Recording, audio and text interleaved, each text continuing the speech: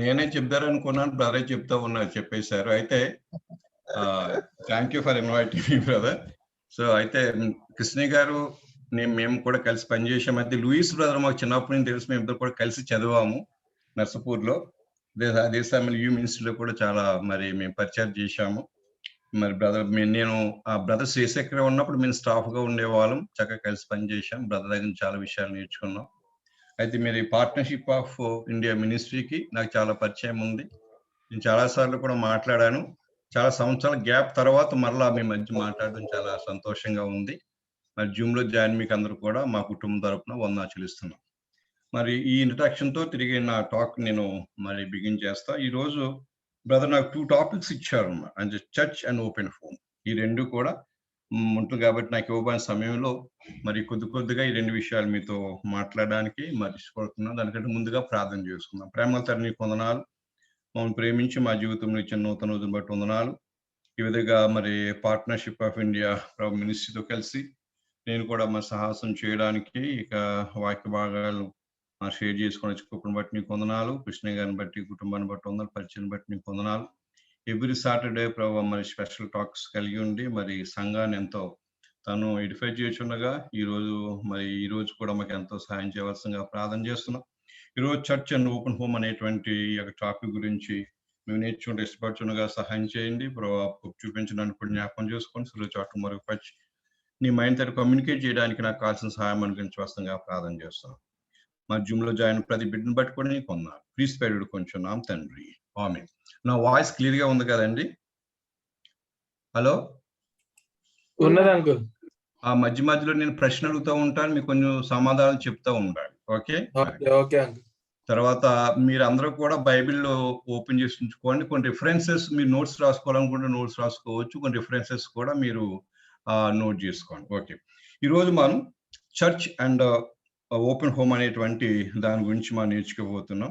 నేను చర్చ్ అనే దానికి హోలీ ప్రీస్టుడ్ ఆఫ్ గాడ్ అంటే సంఘం అనేది దేవుని యొక్క పరిశుద్ధ యాజకత్వము, లేకపోతే దేవుని పరిచయం చేసేటువంటి యాజకులు లేదా యాజకత్వ పరిచయం చేసేవారు అనేటువంటి థీమ్ దీనికి ఇచ్చారు. సంఘం అంటే బాడీ ఆఫ్ బిలీవర్స్, విశ్వాసుల యొక్క గుంపు అన్నమాట. కాబట్టి ఈ యొక్క చర్చ్ అనేటువంటిది దేవునికి పరిశుద్ధమైనటువంటి యాజకత్వం చేసేవారు, లేకపోతే దేవునికి పరిశుద్ధ యాజకులుగా ఉండేవారు, లేదా యాజకత్వ పరిచయం చేసేవారు అనేటువంటి విషయాన్ని మన దేవుని వాక్యంలో మనం చూస్తాం. ఒకసారి మనం 1 పేతురు 2వ అధ్యాయము 4 నుంచి 6 వచనాలు చదివితే ఇక్కడ ఈ విధంగా రాయబడి ఉంది. మనుషుల చేత విసర్జించబడినను దేవుని దృష్టికి ఏర్పరచబడినది అమూల్యమైన సజీవమైన రాయగు ప్రభు యొద్దకు వచ్చిన వారై యేసుక్రీస్తు ద్వారా దేవునికి దేవునికి అనుకూలములగు ఆత్మ సంబంధమైన బలి అర్పించుటకు పరిశుద్ధ యాజకులు ఉండునట్లు అని ఉంటున్నారు. కాబట్టి సంఘం పట్ల దేవుని యొక్క సంకల్పం ఏంటంటే మనం యేసుక్రీస్తు ద్వారా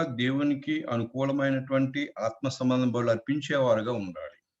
తర్వాత మనం ప్రధాన యాజకులుగా ఉండాలి అనేటువంటిది మా సంఘం పట్ల దేవుని యొక్క సంకల్పం ఉందనే విషయాన్ని మనం గమనించాలి. అయితే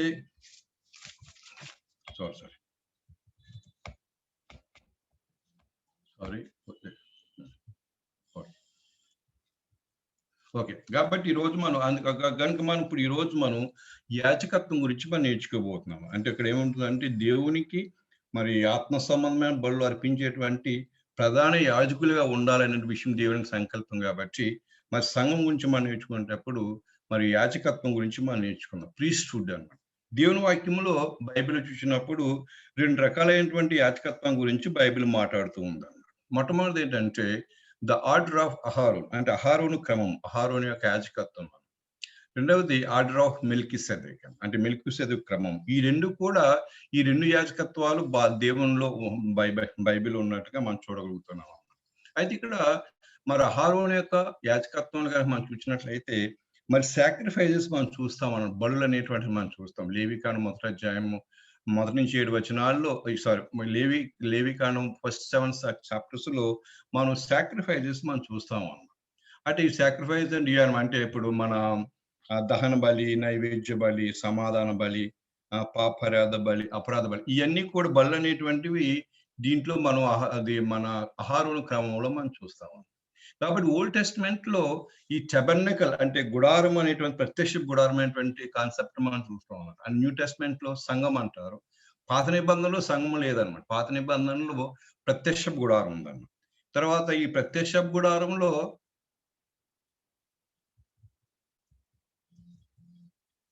ఓకే. ఈ ప్రత్యక్ష ఈ ప్రత్యక్ష టెబర్నకల్స్ ఉంది. తర్వాత టెంపుల్ కూడా ఉందన్నమాట. మనం సొలొమోన్ టైం వచ్చేటప్పటికి మందిరం అనేటువంటిది ఉంటుందన్నమాట. కాబట్టి ఈ టెబర్నకల్ తర్వాత టెంపుల్, మందిరం, ప్రత్యక్ష గుడారం, మందిరం ఈ రెండిట్లో కూడా ప్రధాన యాజకులు ఉంటారు. ప్రధాన యాజకుడు తర్వాత యాజకులు వీళ్ళు పరిచర్య చేస్తూ ఉంటారు. అండ్ వీళ్ళ యొక్క పని ఏంటంటే అంటే దేవునికి బలులు అర్పించాలన్నమాట. అంటే ప్రజల తరపున దేవునికి బలు అర్పించేటువంటి రెస్పాన్సిబిలిటీ వారికి అప్పగించినట్టుగా మనం చూస్తూ ఉంటున్నాం. అయితే ఇది మనం చూసాం. అయితే మనం ఇది మన పాత నిబంధనలో మనం చూస్తాం.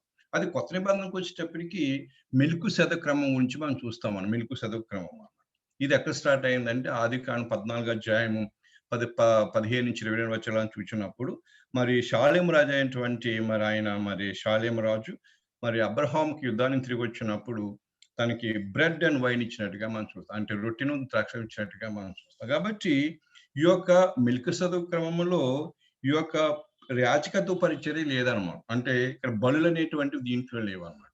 కాబట్టి ఇప్పుడు అహరోను క్రమంలో బలులు మనం చూస్తాం. ప్రజల తరపున బలి అర్పించేవారు యాజకులు. ఇక్కడ కొత్త నిబంధన టైంలో మనం మెల్కీసెదెకు క్రమంలో మరి రొట్టె, ద్రాక్ష రసం ఇవి అనేటువంటి దీన్ని మనం చూస్తూ ఉంటాం. దీంట్లో మనం చర్చ్ అనేటువంటి కాన్సెప్ట్ వచ్చిందన్నమాట. అండ్ పాత నిబంధనలో అది ప్రత్యక్ష గుడారము, దేవాలయం ఉంది. అయితే కొత్త నిబంధనకు వచ్చేటప్పటికి సంఘం అనేటి కాన్సెప్ట్ వచ్చింది. ఈ సంఘం గురించి 1 తిమోతి 3 అధ్యాయం 14-16 వచనం ఏమంటారంటే లివింగ్ చర్చ్ ఆఫ్ గాడ్ అంట. జీవము గల దేవుని సంఘములో జనులు ఎలా ప్రవర్తించి నడుచుకోవాలో తెలియజేయమని మన తిమోతికి పౌలు రాస్తున్నట్టుగా మనం చూస్తాం. కాబట్టి ఇక్కడ ఈ చర్చ్ అనేటువంటిది న్యూ టెస్ట్మెంట్ లో మనం చూస్తాం. అయితే ఇక్కడ మనం ఈ న్యూ టెస్ట్మెంట్ లో చర్చిలో మనం చేయవలసింది ఏంటంటే ఏ బలి అంటే మెల్కీసెదెకు క్రమం చొప్పున మరి ప్రభు ఇచ్చేటువంటి ఈ రొట్టె ద్రాక్షాసం అనేటువంటిది ఈ సాక్రిఫైస్ గా మనం చూడగలుగుతూ ఉంటాం. తర్వాత ఇప్పుడు ఈ మెల్కీసెదెకు క్రమం ఓల్డ్ టెస్ట్మెంట్ అంతా కూడా మెల్కీసెదెకు క్రమం గురించి మనం చూస్తూ ఉంటాం. హెబ్రీ పత్రిక 5 ఈ రిఫరెన్స్ చూసుకోండి. హెబ్రీ పత్రిక 5 అధ్యాయం 1 వచనం, 6 అధ్యాయము 19-20, 7th chapter 23-25, హీబ్రూ 9:15-22, హీబ్రూ 10:14 లో మనం చూస్తే ఇక్కడ మరి మెల్కీసెదెకు క్రమం చొప్పున అని మనం చూస్తూ ఉంటాం. ఇక్కడ హెబ్రీ పత్రిక 5వ అధ్యాయం 1వ వచనంలో మనం చూసినప్పుడు నేను చదివేస్తాను, మీరు చూడండి, మీరు బైబిల్ తీయండి అన్నమాట. హెబ్రీ 5:1 ఏముంటుందంటే ప్రతి ప్రధాన యాజకుడు ప్రజల్లోంచి ఏర్పరచబడిన వాడై పాపముల కొరకు అర్పణను బలు అర్పించుట కొరకు మధ్యవర్తిగా ప్రజల కొరకు నియమించబడ్డాడు అనమాట. కాబట్టి ఇక్కడ ఏంటంటే పాత నిబంధనలో ఆ ప్రత్యక్ష గుడారంలో కానీ ఆ దేవాలయంలో కానీ పరిచర్య చేయడానికి మరి తర్వాత ప్రజల్లో నుంచి ఏర్పరచబడడం పాపముల కొరకు అంటే బలులు అర్పణలు అర్పించడానికి ప్రజలకు మధ్యవర్తిగా ఉన్నట్టుగా మనం ఓల్డ్ టెస్టమెంట్ లో మనం చూస్తాం. అయితే కొత్త నిబంధనలో మనం చూసినప్పుడు యేసు ప్రభు వారు మనకి మరి మధ్యవర్తిగా ఉన్నాడు. పాత నిబంధనలో మనం చూసినప్పుడు యాజకత్వమైనటువంటి లేవి వంశానికి మాత్రమే పరిమితమైంది. కానీ ఇక్కడ మరి హెబ్రీ పత్రిక 7వ అధ్యాయంలో మనం 7వ అధ్యాయం 20-25 వరకు మనం చూసినప్పుడు అక్కడ ఏమంటుందంటే యాజకులు మరణం పొందుట చేత ఎల్లప్పుడూ సాధ్యం కానందువల్ల అనేకులుగా ఉన్నారన్నమాట. ఎందుకంటే యాజకులు చనిపోతూ ఉంటారు, కొత్త వాళ్ళని అపాయింట్ చేస్తూ ఉంటారు. అది క్రీస్తు నిరంతరం ఉన్నవాడు కనుక మార్పు లేనటువంటి యాజకత్వం కలిగిన వాడుగా ఉన్నాడు అనమాట. కాబట్టి ఇప్పుడు పాత నిబంధనలో మరి ఆ యాజకత్వము ఫెయిల్ అవ్వడానికి కారణం ఏంటంటే యాజకులు పర్మనెంట్ గా ఉండరు అనమాట, చనిపోతూ ఉంటారు. అయితే ఇక్కడ మనం మరి మెల్కీసెదెకు క్రమంలో మనం చూసినప్పుడు మన క్రీస్తు నిరంతరం కూడా ఉన్నవాడు కనుక మార్పు యాజకత్వం కలిగిన వాడుగా ఉన్నాడు.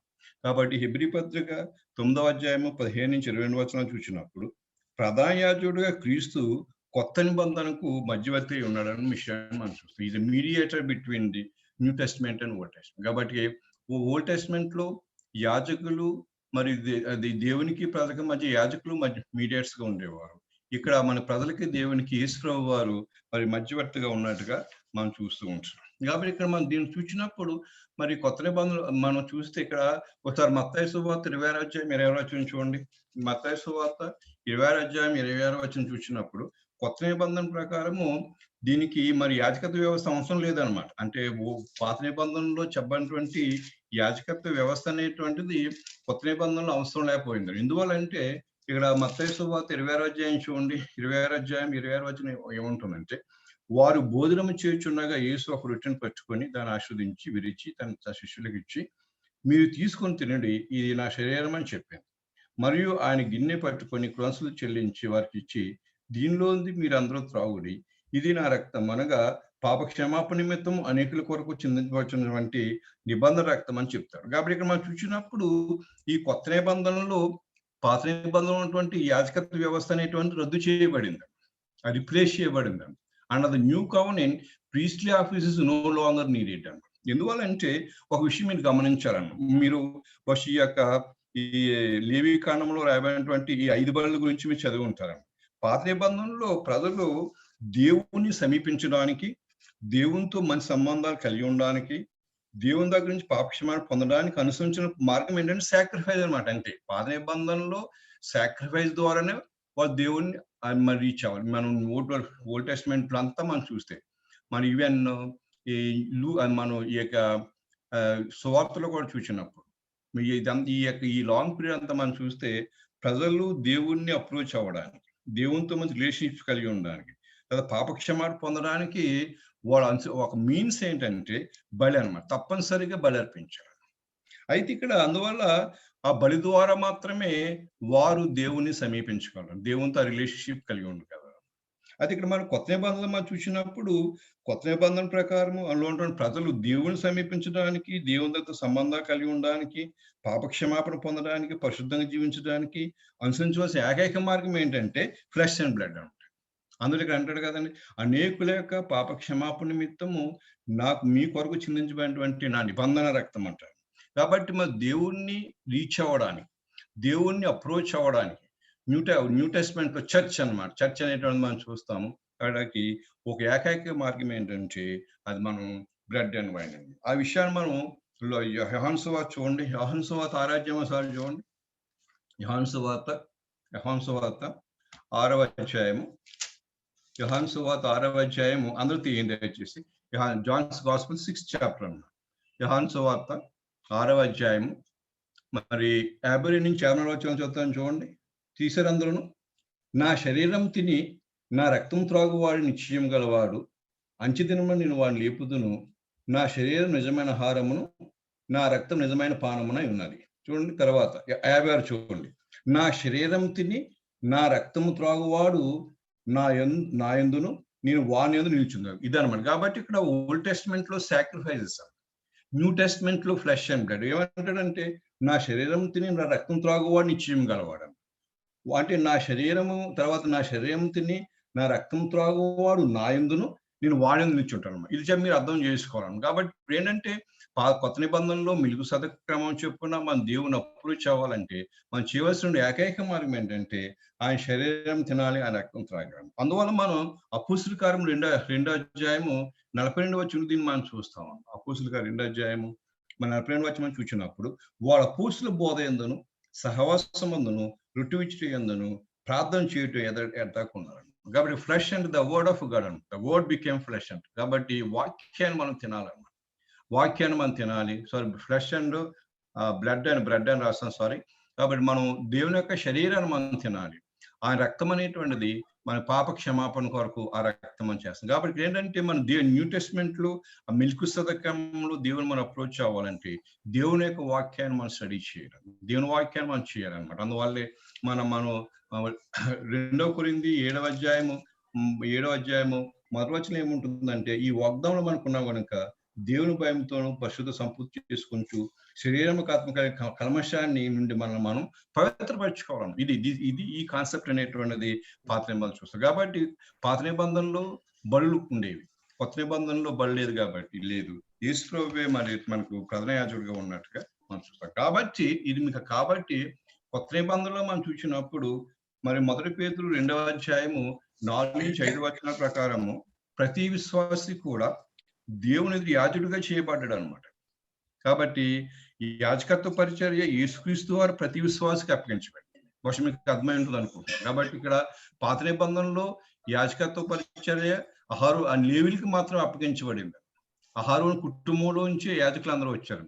యాజకత్వ పరిచర్య చేయడానికి ప్రధాన యాజకులు, యాజకులు మాత్రమే ఉన్నారు. ప్రజలకు మాత్రం అందులో పార్టిసిపేషన్ లేదు.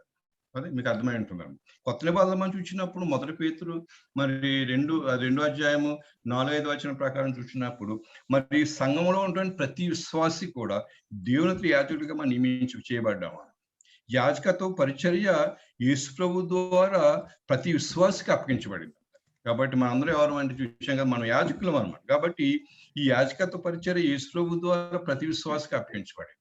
దాన్ని కొంచెం మనం ఎగ్జాంపుల్ గా మనం చూడాలంటే ప్రకటన గ్రంథం 1వ అధ్యాయం 6వ వచనం చూడండి. ప్రకటన గ్రంథము 1వ అధ్యాయం 6వ వచనం ఏముంటుందంటే, తీసుకురండి. 1వ అధ్యాయం 6వ వచనం ఏముంటుందంటే, ఇక్కడ ఏముంటుంది చూడండి, లాస్ట్ లో దేవునికి ఒక రాజ్యముగాను యాజకులుగాను చేసిన ఉంటుంది అనమాట. కాబట్టి మనం దేవునికి ఒక రాజ్యముగాను యాజకులుగా చేసినట్టుగా మనం చూస్తాం.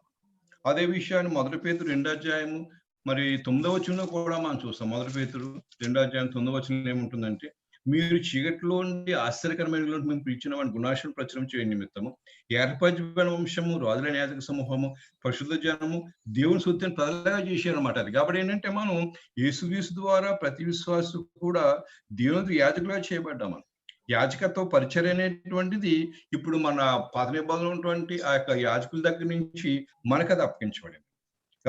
కాబట్టి సంఘంలో ఉన్నటువంటి ప్రతి విశ్వాసి కూడా యాజకత్వ పరిచర్య అప్పగించబడింది. కాబట్టి మనం కూడా తప్పనిసరిగా ఈ యాజకత్వ పరిచర్య మనం చేయాలన్నమాట. కాబట్టి ఇక్కడ మనం చూసినప్పుడు ఇక్కడ యాజకత్వ పరిచర్య ఏంటంటే ఎలాగ అప్పగించబడిందంటే, ఎఫెసీ పత్రిక 4వ అధ్యాయము 11-13 వచనం వరకు చూసినప్పుడు ప్రీస్ట్లీ మినిస్ట్రీ ఓట్ has been entrusted to the ministry gifts of a believer అన్నమాట. ఇది మీరు అర్థం చేసుకోవాలి. కాబట్టి ఏంటంటే పాత నిబంధనలో ఉన్నటువంటి యాజకత్వ పరిచర్య కొత్త నిబంధనలో ఉన్నటువంటి కృపావరాల ద్వారా విశ్వాసకి ఆ బాధ్యత అప్పగించబడ్డారు. మినిస్ట్రీ గిఫ్ట్స్ కృపావరాలు అన్నమాట. కాబట్టి ఇప్పుడు ఈ పాత నిబంధనలో ఉన్నటువంటి ఈ పరిచర్య అన్నమాట, ఆ యాజకత్వ పరిచర్య అనేటువంటి కొత్త నిబంధనలో మరి కృపావరాల పరిచర్యగా దేవుడి సంఘానికి అప్పగించాడు. కాబట్టి పరిశుద్ధాత్మ అదే హై ప్రీస్ట్ చేయవలసిన పనులన్నీ కూడా న్యూ టెస్ట్మెంట్ లో ప్రతి విశ్వాస తప్పకుండా చేయలేము.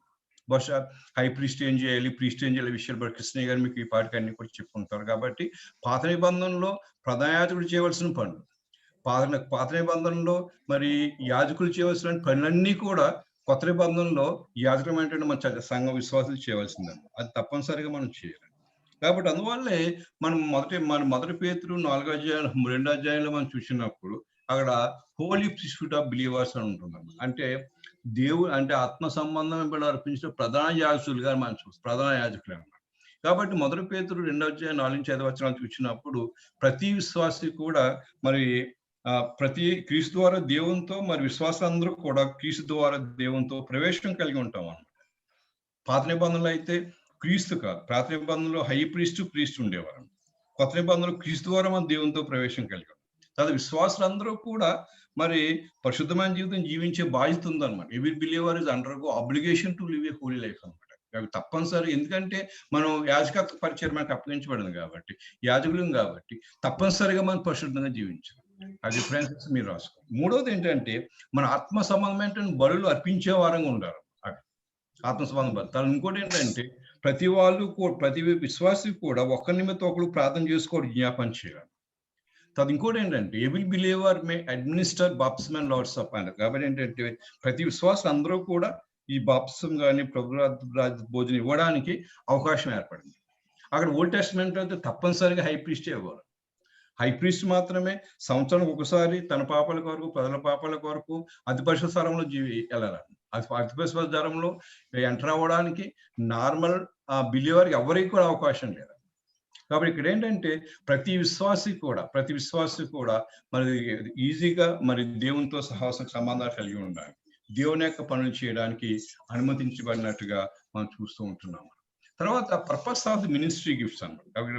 మనం చూసాం కదండి, అంటే పాత నిబంధనలు ఉన్నటువంటి మరి అన్ని కూడా పరిచయ యాజకత్వ పరిచర్య కృపావరాలుగా మరి విశ్వాసకి ఇవ్వబడ్డాయని మనం చూసాం కదా. కాబట్టి ఈ మినిస్ట్రీ గిఫ్ట్స్ ఏంటి, పర్పస్ ఆఫ్ మినిస్ట్రీ గిఫ్ట్స్ అని కృపావరాల యొక్క ప్రాముఖ్యత ఏంటని మనం చూస్తే ఎఫెసీ పత్రిక 4వ అధ్యాయం 1 నుంచి మరి 13వ వచనాలు మనం చూస్తాం అన్నమాట. 1 నుంచి 13వ వచనాలు మనం చూస్తే క్రీస్తు శరీరము క్షేమాభివృద్ధి పొందాలి. క్రీస్తు శరీరము క్షేమాభివృద్ధి చెందడానికి, మరి పరిచర్య ధర్మం జరగడానికి, తర్వాత విశ్వాస విషయంలో దేవుని కుమారుని గూర్చి జ్ఞానంలో ఏకత్వం కలిగి ఉండడానికి, క్రీస్తు యేసుని కలిగినటువంటి సంపూర్ణత, సమానమైన సంపూర్ణత పొందే వరకు ఎదగడానికి పరిశుద్ధాత్ముడు విశ్వాసుకి కృపవరాలు ఇచ్చినట్టుగా మనం చూస్తాం. కాబట్టి కృపవరాలు ఎందుకు ఇచ్చారంటే మనము క్రీస్తు శరీరము క్షేమాభివృద్ధి పొందాలి. తర్వాత పరిచర్య ధర్మం జరగాలన్నమాట. తర్వాత విశ్వాస విషయంలోను దేవుని కుమారుని గూర్చి జ్ఞానంలో మనం ఏకత్వం కలిగి ఉన్న వన్నెస్ రావాలని. తర్వాత మన ప్రతి ఒక్కరం కూడా మన క్రీస్తు యేసు కలిగిన సంపూర్ణతకు సమానమైన సంపూర్ణ పొందే వరకు కూడా ఎదగాలని. ఈ పనులన్నీ కూడా చేయడానికి దేవుడు మరి అంటే సంఘం అంటే విశ్వాసులకు మరి కృపావరాలు ఇచ్చినట్టుగా మనం చూస్తాం. ఈ కృపావరాలు ఎలా వాడుకోవాలనే విషయం మీకు బహుశా అన్ని చెప్పుంటారు కాబట్టి మనకు టైం లేదు కాబట్టి మనం దానికి అవాయిడ్ చేస్తాం. కాబట్టి ఈ దేవుడు మనకు మినిస్ట్రీ గిఫ్ట్స్ ఇచ్చాం. కాబట్టి ఇప్పుడు వరకు మనం ఏం చూసామంటే సంఘం అనేటువంటిది మన పరిశుద్ధ యాజకులమని, మరి యాజకత్వం చేయాలని. కాబట్టి మనం పరిశుద్ధ యాజకులుగా ఉండడానికి మరి దేవుని ద్వారా దేవుని మధ్య మనం ఏర్పాటు చేయబడ్డామని. కాబట్టి పాత నిబంధనలో చెప్పినటువంటి యాజకత్వ పరిచర్య చేయడానికి మరి యేసుప్రభు ద్వారా మరి యేసుప్రభు ప్రతి విశ్వాసకి ఆ పరిచర్యను అప్పగించాడు. ఆ సంఘంలో ఉన్నటువంటి ప్రతి విశ్వాసం కూడా యాజకత్వ పరిచర్య అప్పగించబడింది అనే విషయాలన్నీ కూడా మనం చూసాం. ఈ యాజకత్వ పరిచర్య అనేటువంటిది ఎలాగ అప్పగించబడింది అంటే మినిస్ట్రీ గిఫ్ట్స్ అని కృపావరాల ద్వారా ప్రభు మనకి దాన్ని అనుమతించారు. కాబట్టి విశ్వాసులందరికీ కూడా దేవునితో యాక్సెసిబిలిటీ ఉందన్నమాట. అని పాత నిబంధనలో ఆ ప్రత్యక్ష గుడారంలో పరిచర్య చేయడానికి కేవలం కూడా లేవి వంశాన్ని దేవుడు వాడుకున్నాడు. మిగతా 11 గోత్రాల వాళ్ళు కూడా ఆ దాంట్లో ఎంటర్ అవ్వడానికి పరిచర్యలో పార్టిసిపేట్ చేయడానికి లేదండి. లేవి గోత్రమే ఉందని. కానీ ఆ కొత్త నిబంధనలు మనం చూసినప్పుడు యేసు ప్రభు ద్వారా మన అందరినీ కూడా ఎన్నుకున్నాడు. ప్రతి విశ్వాసి కూడా ఆ దేవుడు ఎన్నుకున్నట్టుగా. కాబట్టి ప్రతి విశ్వాసి కూడా ఆ పరిచర్య మనకు అప్పగించబడినాడు. ఈ పరిచర్య ద్వారా సంఘం క్షేమాభివృద్ధి పొందాలి, పరిచర్యం జరగాలి, మనం ఏకత్వం పొందాలి, ముఖ్యంగా ఆ మెచ్యూరిటీలోకి ఎదగాలని. ఎదగడానికి మరి దేవుడు మరి దాన్ని మనకు అప్పగించినట్టుగా చూస్తాం. కాబట్టి ఈ యాజకత్వ పరిచర్య విశ్వాసకి యాజకత్వ పరిచర్య అప్పగించబడిందని మనం చూసాం. అది యాజకత్వ పరిచర్య చేయడానికి చాలా మార్గాలు ఉన్నాయి. కాబట్టి అన్ని మార్గాలు ఒక మార్గం ఏంటంటే ఓపెన్ హోమ్. అది ఓపెన్ హోమ్. కాబట్టి ఈ యాజకత్వ పరిచర్య అనేటువంటిది మనం తెరవబడిన గృహాల ద్వారా మనం చేయొచ్చు. కాబట్టి ఫస్ట్ పార్ట్ లో మనం ఆ చర్చ్ చూసాము. చర్చ్ అనేటువంటి ఎవరంటే మన పరిశుద్ధ యాజకులు. పరిశుద్ధ యాజకులుగా ఉండాలని దేవుడు అని పిలువబడ్డాడు. పాత నిబంధనలో ఉన్నటువంటి యాజకులు ఏమైతే పరిచయం చేశారో ఆ పరిచయం అంతా కూడా మనం చేయడానికి దేవుడు యాజకత్వ పరిచయం మనకు అప్పగించాడు. పాత నిబంధనలో ఆ బలులు ఉన్నాయన్నమాట. బలి ద్వారా మాత్రమే మరి వాళ్ళు దేవుడిని అప్రోచ్ కాగలరు. కొత్త నిబంధనలు అయితే దేవుడు ఒకసారి మనకు బలి అర్పించాడు. ఆ బలి ఏంటంటే బలి ద్వారా అంటే ఇక్కడ కొత్త నిబంధనల బలి ఏంటంటే ఆయన శరీరం ఆయన శరీరం ఆయన రక్తం. కాబట్టి ఆయన శరీరము రక్తం ద్వారా తినుడు ద్వారా మరి మనం దేవుణ్ణి అప్రోచ్ అవ్వాలనే విషయం మనం చూస్తాం. కాబట్టి దేవుని వాక్యాన్ని మనం చదవాలి. మరి మన పాప క్షమాపణ నిమిత్తము ఆయన రక్తంలో మన పాపాలను కడుక్కోవాలనే విషయం మనం చూస్తూ వచ్చాం. ఇది పాత నిబంధనల యాజకత్వం. కాబట్టి యాజకత్వ పరిచర్య అనేటువంటిది మనం ఓపెన్ హోమ్స్ ద్వారా కూడా మనం చేయవచ్చు. అంటే తెరవబడిన గృహాలను. కాబట్టి ఓపెన్ హోమ్ కి నేను ఏమి ఇచ్చానంటే ఏ మినియేచర్ టు హెవెన్ ఇచ్చాను. అంటే తెరవబడిన క్రైస్తవ గృహం అంటే చిన్న పరలోకం లాంటిది అనమాట.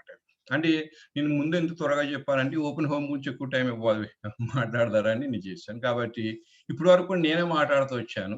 ఇప్పుడు అప్పుడప్పుడు ప్రశ్నలు వేసినప్పుడు మీరు అన్మ్యూట్ చేసుకొని నాకు సమాధానం ఇవ్వాలి. కాబట్టి మన క్రైస్తవ గృహాలు ఈ యొక్క చిన్న పరలోకంలా ఉండాలన్నమాట. కాబట్టి ఈ సమయంలో మన క్రిస్టియన్ గురించి మనం మాట్లాడుతున్నప్పుడు నిజంగా మన గృహాలు పరలోకంగా ఉన్నాయా లేదనే విషయం గురించి మనం ఆలోచించాలి. చాలాసార్లు మీరు విని ఉంటారు. అది మరొకసారి దీని గురించి మనం స్టడీ ఇచ్చాం. కాబట్టి అసలు ఓపెన్ హోమ్ అంటే ఏంటి? నేను ఓపెన్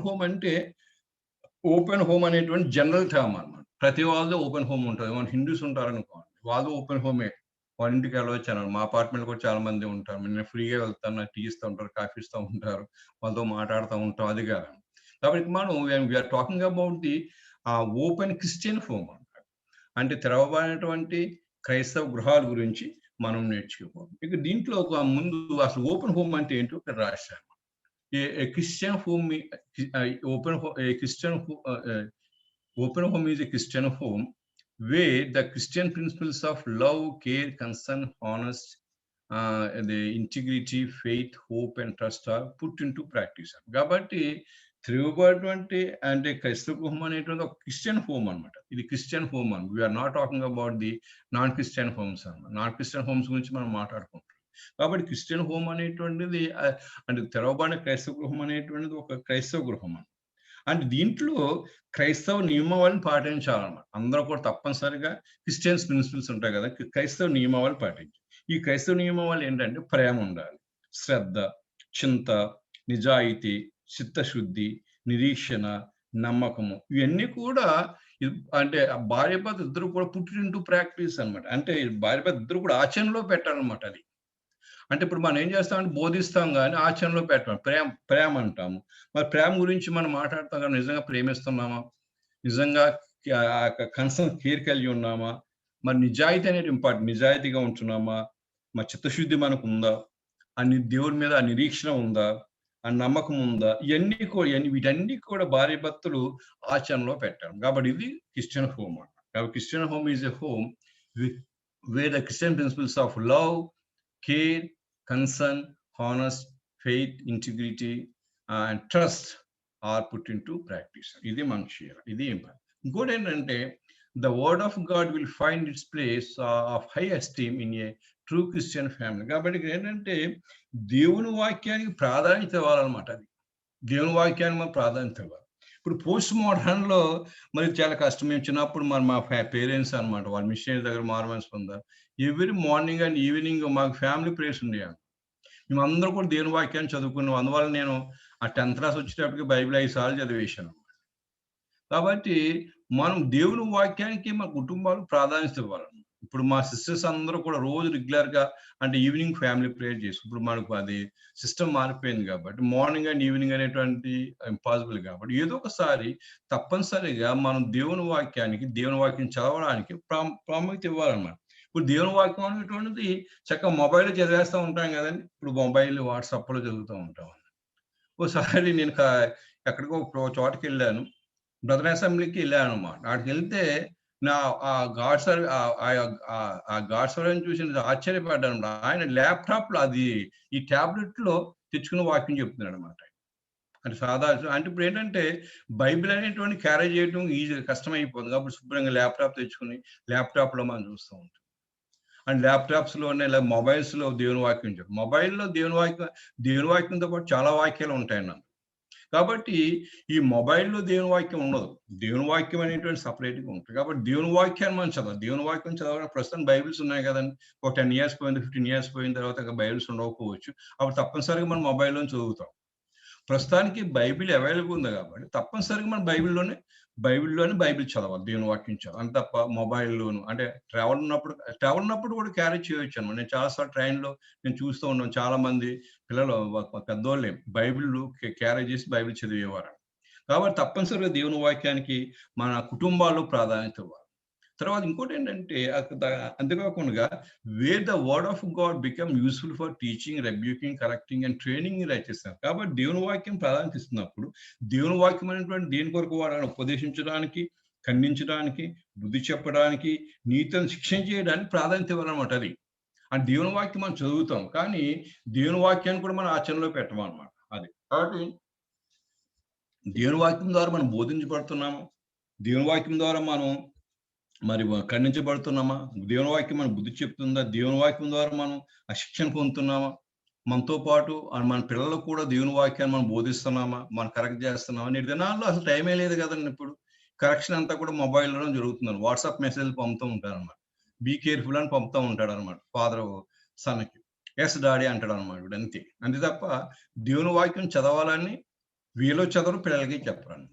దేవుని వాక్యాన్ని అనుదినము కూడా మన జీవితంలో అప్లై చేసుకోవాలనేటువంటి కాన్సెప్ట్ అనేటువంటిది చాలా క్రిస్టియన్ ఫ్యామిలీ ఇంక్లూడింగ్ బిలీవర్స్ ఫ్యామిలీస్‌లో మరి లేనట్టుగా మనం చూస్తాం. తప్పనిసరిగా ఉండాలి. కాబట్టి so that they may became equipped for every good work అన్నమాట. కాబట్టి ఇప్పుడైతే మరి దేవుని వాక్యం అనేటువంటిది మరి బోధించడానికి మరి ఉపదేశించడానికి, ఖండించడానికి, బుద్ధి చెప్పడానికి, నీతి శిక్షణ ఇవ్వడానికి మనం ప్రాధాన్యత ఇస్తాము. అప్పుడు మనం ప్రతి మంచి విషయంలో కూడా మనం తర్బీదు పొందుతాము. పాపం అంటే ఏంటో మనకు తెలుస్తుంది. అంటే తర్వాత మంచి ఏంటో, చెడు ఏంటో. ముఖ్యంగా ఈ పోస్ట్ మోడర్న్ టైంలో మనం ఏ విధంగా ఉండాలి? ముఖ్యంగా ఈ లాక్‌డౌన్ టైం ఉంది కదా! లాక్‌డౌన్ టైంలో మరి భార్య, భర్త ఫ్యామిలీ అంతా కూడా ఇంట్లోనే ఉంటున్నారు. అందువల్ల భయంకరమైనటువంటి ఫ్యామిలీ ఇష్యూస్ వచ్చేసినాయి. చాలా మంది ఈ మధ్యకాలంలో అంటే కోర్స్ నాన్ క్రిస్టియన్స్ మామూలు అనుకున్న క్రిస్టియన్స్ ఫ్యామిలీస్లో కూడా విశ్వాస ఫ్యామిలీలో కూడా ఇది కాన్ఫ్లిక్ట్స్ రావడం, మరి భర్తలో భార్యలను కొట్టడము, ఇవన్నీ మా కామన్ అయిపోయాయి. కాబట్టి అది మంచిగా. ఇంకా దాని కారణం ఏంటంటే దేవుని వాక్యాన్ని మనం ప్రాధాన్యత ఇవ్వటం లేదు.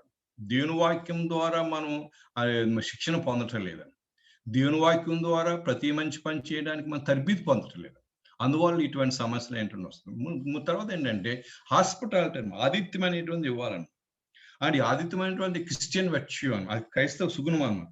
అండ్ కుటుంబంలో ఉన్నటువంటి ప్రతి వ్యక్తి కూడా దాన్ని పాటించాలన్నమాట. అది మన పిల్లలకు నేర్పించాలండి. నేను ఒకసారి ఒక కుటుంబానికి వెళ్ళాను, నాకు చాలా బాగా తెలుసు, చాలా కొన్ని సంవత్సరాలు తెలుసు. సరే, నాతో పాటు ఒక స్టాఫ్ వర్క్ని తీసుకెళ్ళిన కూడా అనమాట. వాళ్ళ ఇంటికి పరిచయం చేద్దామని. వాళ్ళు లేరు, ఆ పిల్లలు ఉన్నారనమాట. ఆ ఫ్రెండ్స్తో మాట్లాడుతున్నాను, కానీ కూర్చున్నాం, కానీ కనీసము వాటర్ కూడా ఇవ్వలేదనమాట. అని చాలా బాధ. ఆయన తీసుకెళ్ళాను మంచిగా చెప్పి, మంచి ఫ్యామిలీ ఆ ఫ్యామిలీ అని చెప్తే వాళ్ళు కూడా గ్రోన్ అప్ చిల్డ్రన్. అయితే మరి పిల్లలు పేరెంట్స్ నేర్పించాలండి పిల్లలకి అనమాట. మీరు తప్పనిసరిగా మరి ఇతరులు వచ్చినప్పుడు తప్పనిసరిగా మనం హాస్పిటాలిటీ ఇవ్వాలనేటువంటిది మనం చెప్పాలి. మేము మా పిల్లలకి నేర్పించేవాళ్ళం. చాలా మంది కృష్ణ గారి పిల్లలందరూ కూడా మనకి ఈ విషయాల్లో మంచిగా ఉంటాం. ఎందుకంటే ఒకసారి మా పాప ఎయిత్లో మేము మామూలుగా మినిస్ట్రీకి వెళ్ళాం. మా పాప ఈ ఇంటి దగ్గర ఉంది ఎలినా, పెద్ద పాప ఎయిత్లో చదువుతుంది. అప్పుడు ఒక గ్రాడ్యుయేట్ మా ఇంటికి వచ్చాడంట. అదే మా ప్రభుదాస్ గారు అని, ఆయన ఇప్పుడు జనాల్లో ఉంటారు. వచ్చినట్టు మా పాప ఏం చేసిందంటే దోశ వేసి ఇచ్చిందంట. ఆయనకి వేసి టీ పెట్టి ఇచ్చిందంట. ఆయన ఇంకా గుర్తుందా, ఇంకా చెప్తా ఉంటాడు అనమాట. ఈ ఇన్సిడెంట్ జరిగి 20 years అవుతుంది, ఇంకా ఆయన చెప్తానే ఉంటాడు అన్నమాట. ఎందుకంటే ఈ హాస్పిటాలిటీ ఆతిథ్యం ఇవ్వడం అనేటువంటి క్రైస్తవ సుగుణం అన్నమాట. అది అండ్ ప్రేమపూర్వకంగా మనం ఇవ్వాలన్నమాట. కాబట్టి హాస్పిటాలిటీ ఇవ్వడం అనేటువంటిది మనం నేర్చుకోవాలి, మన పిల్లలకు కూడా నేర్పించాలి.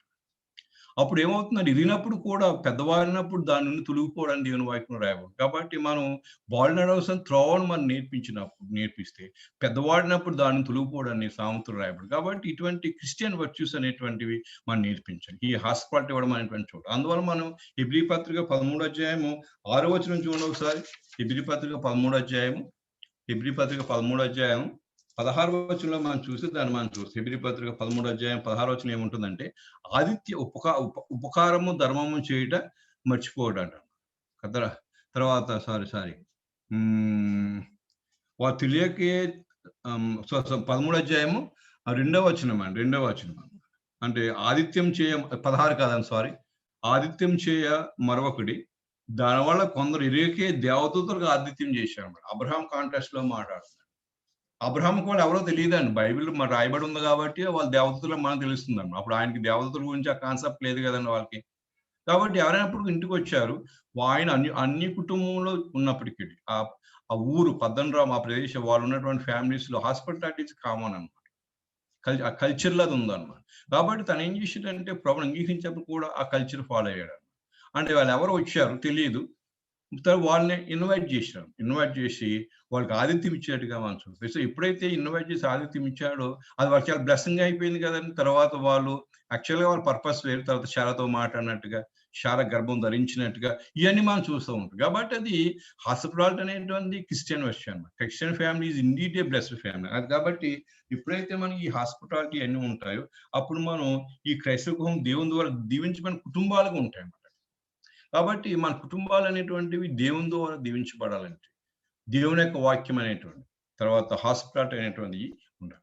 తర్వాత ఏంటంటే ఈ యొక్క కాబట్టి ఇక ఓపెన్ హోమ్ గురించి మనం ఆలోచిస్తున్నాం.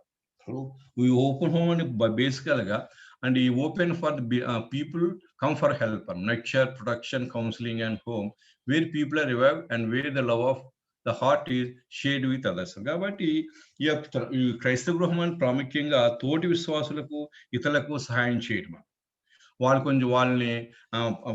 తర్బీదు ఇవ్వడం, వాళ్ళ సెక్యూరిటీ ఇవ్వడం, కొన్ని సలహాలు చేయడం అనేటువంటిది ఉండాలన్నమాట. ఇవి కుటుంబంలో ఉండాలి. తర్వాత తద్వారా ప్రజలు ఏం చేస్తారంటే ఉజ్జీవం పడతారన్న. అంటే మన ఇంటికి వచ్చిన వాళ్ళు కూడా దేవుని యొక్క ప్రేమ మా హృదయంలోంచి కుమ్మరించబడిందనే విషయాన్ని మనం గమనించాలన్నమాట. కొంతమంది హాస్పిటల్ ఇస్తారు కానీ కోల్డ్ హార్టెడ్గా ఇవ్వరన్నమాట. అది మనకు తెలుసు కదండి. కాబట్టి అది వాళ్ళు పీపుల్ తెలిసిపోద్దాం. ఎప్పుడైతే మనకి హోల్ హార్టెడ్‌గా వాళ్ళు మమ్మల్ని రిసీవ్ చేసుకుంటం లేదు. లేదు వారి పట్ల కన్సర్న్ కలిగిన విషయం చూసామో, అప్పుడు మన దగ్గరికి ఎవరు రారు. కాబట్టి ఏంటంటే మనం దేవుని యొక్క ప్రేమతో వాళ్ళ యొక్క అవసరాలు మనం తీర్చే విధంగా ఉండాలి. అదే మనం అప్పుల పిసుకుల విషయంలో మనం చూస్తాం కదండీ. అపోలోస్ గురించి మనం చూస్తాం అన్నమాట. అక్కడ వాళ్ళు చక్కగా అపోలోని పిలిచారు. ఆదిత్యం ఇచ్చారన్నమాట. చక్కగా వాళ్ళని కూర్చోబెట్టి దేవుని వాక్యాన్ని బోధించడం మొదలుపెట్టాడు. ఆయన అప్పటికే మంచి స్కాలర్. అయితే ఈ అపోలో అనేటువంటి ఆయన తర్వాత గొప్ప పరిచయం చేసినట్టుగా మనం చూస్తాం. కాబట్టి ఆ విధంగా ఓపెన్ హోమ్ అనేటువంటిది ఇతరులకు హెల్ప్ చేసే విధంగా ఉండాలి. ముఖ్యంగా ఈ కోవిడ్ టైమ్‌లో చాలా క్రిస్టియన్ ఫ్యామిలీస్ చాలా మందికి హెల్ప్ చేసినాయి. ఈవెన్ మాకు లోకల్ ఈజాఫ్ ఉండేదన్నమాట. నిజంగా వాళ్ళు గ్రాడ్యుయేట్ చాలా మంది కూడా ఎంతో హెల్ప్ చేశారన్నమాట. అంటే వాళ్ళకి హాస్పిటల్ బెడ్స్ బుక్ చేయటం, మెడిసిన్ అన్నమాట. మేము కూడా కోవిడ్ బారిన పడినప్పుడు మెడిసిన్ దొరకలేదు. బ్లాక్‌లో అమ్ముతుంటే ఎక్కడెక్కడికో వెళ్ళి వాళ్ళు మరి మామూలుగా మెడిసిన్ కొనుక్కొచ్చి ఇయన్నీ చేశారు. కాబట్టి దేవుని యొక్క ప్రేమను వాళ్ళు చూడాలనే విషయాన్ని ఇక్కడ మనం చూస్తాం. ఇంకోటేంటంటే మరి తర్వాత Christian family Christ honouring family. అంటే క్రైస్తవ క్రైస్తవ గృహం అనేటువంటి హలో! డిస్టర్బెన్స్ వస్తుందండి. ఈ క్రైస్తవ గృహం హలో! హలో! క్రైస్తవ గృహం అనేటువంటిది దేవుణ్ణి గౌరవించేటువంటి గృహంగా ఉండాలి. దేవుని గౌరవించి, మహిమపరిచి, మరి గణపరిచేటువంటి కుటుంబాలుగా ఉండాలనేటువంటిది మనం చూస్తాం. అందువల్లే మలాకి గ్రంథం ఒకసారి చూడండి. మలాకి గ్రంథము మొదటి అధ్యాయం 6వ వచనంలో మనం చూస్తాం. మలాకి గ్రంథము తర్వాత మొదటి అధ్యాయం మలాకి గ్రంథం మొదటి అధ్యాయం 4వ వచనంలో ఈ విధంగా ఉందన్నమాట. 6వ వచనం ఏముందంటే, కుమారుడు తండ్రిని గనపరచును కదా, దాసు తన యజమాని గనపరచును కదా, నా నామము నిలక్షపెట్టి యాజకులారా, నేను తండ్రిని అయితే నాకు రావాల్సిన ఘనత ఏమాయను, నేను యజమాని అయితే నాకు భయపడేవాడు ఎక్కడ ఉన్నాడు అని చెప్తుంది. కాబట్టి ఇక్కడ దేవునికి మనము దేవుణ్ణి గణపరిచేటువంటి కుటుంబాలుగా ఉండాలి, మహిమపరిచేటువంటి కుటుంబాలుగా ఉండాలి. మన నేటి దినాల్లో చాలా మంది కుటుంబాలు దేవుణ్ణి గౌరవించేటువంటి కుటుంబాలుగా ఉండవు. దేవునికి అవమానం తెచ్చేటువంటి కుటుంబాలుగా ఉన్నట్టుగా మనం చూస్తాం. కాబట్టి తర్వాత ఇంకోటి ఏంటంటే అంతేకాకుండా ఈ క్రైస్తవ గృహం ఇప్పుడు కూడా మరి అంటే వాళ్ళ యొక్క జీవితాల్లో ఆ వాస్తవాలు బయటకు తీసుకొచ్చే విధంగా ఉండాలి. మరి యెహోషువ గ్రంథము 24వ అధ్యాయం 15వ వచనం అంటాడు కదండి, నేను నా ఇంటి వాడును యెహోవాను మాత్రమే సేవిస్తామని. ఆ విషయాన్ని మనం చెప్పగలగాలి. కాబట్టి మనం ఈ పోస్ట్ మోడర్న్ సొసైటీలో మనం జీవిస్తున్నప్పుడు ఇది మనం చెప్పగలగాలి. ఏంటంటే నేను నా ఇంటి వారును యెహోవాను మాత్రమే సేవిస్తామనే విషయం అని చెప్పాలి. తర్వాత open home itself is a ministry అన్నమాట. ఈ ఓపెన్ హోమ్ అనేటువంటి ఒక పరిచర్య అన్నమాట. 2 కొరింథీ 4:1 ఏముంటుందంటే, కాబట్టి ఈ పరిచర్య పొందినందున కరుణించబడిన వారమై ఆధారపడమంటాడు. Open home itself is a ministry అన్నమాట. ఎందుకంటే పీపుల్ వస్తూ ఉంటారు, వెళ్తూ ఉంటారు. ఇట్ ఈస్ ఆల్సో ఎక్స్‌పెన్సివ్ కాబట్టి దీనికి అందువల్ల చాలా ఓపెన్ హోమ్స్ ఉన్నాయి. క్రిస్టియన్ ఫ్యామిలీ చాలా ఉంటాయి కానీ ఓపెన్ హోమ్స్ చాలా తక్కువ ఉంటాయి. ఓపెన్ హోమ్స్‌కి ఏంటంటే దానికి ఇంకా 24/7 అన్నమాట. అది ఓపెన్ హోమ్ అంటే 24/7 అన్నమాట. ఫస్ట్ మీరు చాలా మంది కృష్ణ గారి ఇంటికి వెళ్తూ ఉంటారు కదా! ఆయన ఎప్పుడు కూడా 24/7లో ఉంటది. ఎప్పుడు దానికి లాక్ ఉండదన్నమాట. ఎనీ టైమ్ ఏటీఎం అంటాం. Any time meeting. కానీ మనం కూడా ఆ విధంగా ఉండాలన్నమాట. కాబట్టి ఇది పరిచర్య అన్నమాట. ప్రజలను ఇన్వైట్ చేయటము, తర్వాత వాళ్ళ నీడ్స్ తీయటం. మేము ఒకసారి 92లో ఎప్పుడో మా మిసెస్ సిక్ అయితే మేము వెల్లూరు తీసుకెళ్ళామన్నమాట.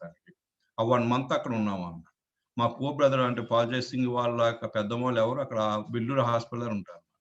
వాళ్ళ పని ఏంటంటే సిక్ పీపుల్ అందరికి హాస్పిటాలిటీ ఇవ్వడం అన్నమాట. అది వాళ్ళ ఇంట్లో 1 మంత్ ఉన్నామండి మేము ఫ్రీగా అన్నమాట. అంటే వాళ్ళు ఏం చేస్తారంటే హాస్పిటల్‌కి వెళ్తారు, ప్రార్థన చేస్తారు. హాస్పిటల్ ఎవరైనా నీడీ పీపుల్ ఉంటే వాళ్ళు భోజనం పట్టుకెళ్తూ ఉంటారు. అంతా ఫ్రీ పరిచర్య అన్నమాట. కాబట్టి తెరవబడిన గృహం అనేటువంటి ఒక పరిచర్య అన్నమాట. మేము ఈ పరిచర్య దేవుడు మాకు అప్పగించాడు కాబట్టి మేము ఆధారపడమంటారు. దాన్ని భయపడవలసిన పని లేదన్నమాట. It is expensive it is costly కాబట్టి ఈ పరిచర్యకు మనం అది చేయాలి. కాబట్టి ఇది ఓపెన్ హోమ్ అనేటువంటిది ఒక పరిచర్యగా మనం చూస్తాం. ఇందులో ఏంటంటే both wife and husband should have United mind and clear vision to involve.